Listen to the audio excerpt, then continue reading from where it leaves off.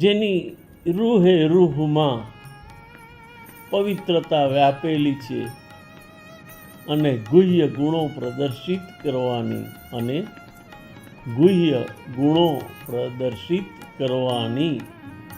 સામર્થ્યતા રહેલી છે તેને ગુરુ કહેવાય. ગુરુને શોધવા જવાથી ગુરુ ના મળે.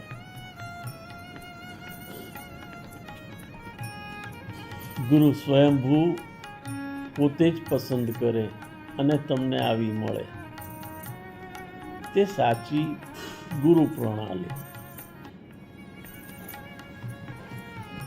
દીવો કોઈ દિવસ જ્યોતને પ્રકાશને શોધવા જતો નથી, પણ જ્યાં સ્પર્શ થાય છે એ અગ્નિનો તેવું તરત જ દીવો પ્રજ્વલિત થઈ ઉઠે છે.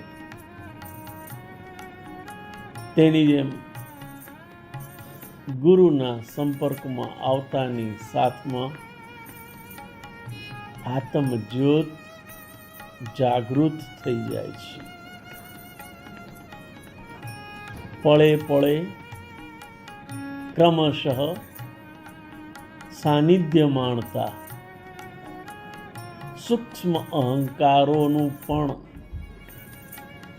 છેદન થાય છે.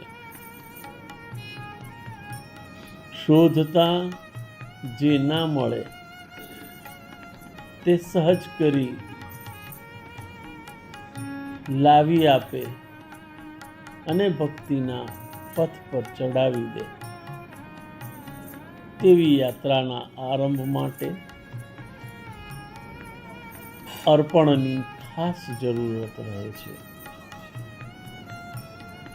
આત્મચિંતન કરવાથી બધું જ મળશે, પરંતુ જો ગુરુ સાનિધ્ય મળશે તો સચ્ચિત આનંદ સ્વયંભૂ મળશે.